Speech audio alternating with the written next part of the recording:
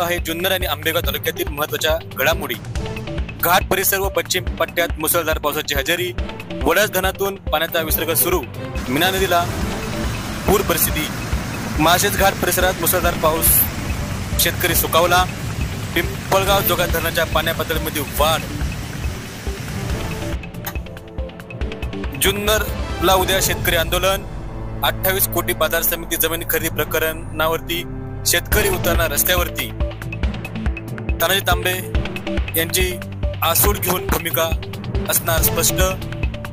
घोडेगाव स्मशानभूमीमध्ये पत्रा शेडवरती 3 लोक अडकले।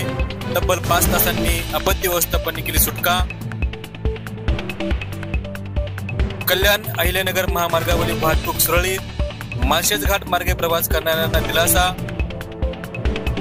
इंगळूण घाट दरड कोसळली।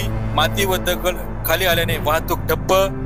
प्रशासनाने तात्काळ दखल घेत दरड हटवली।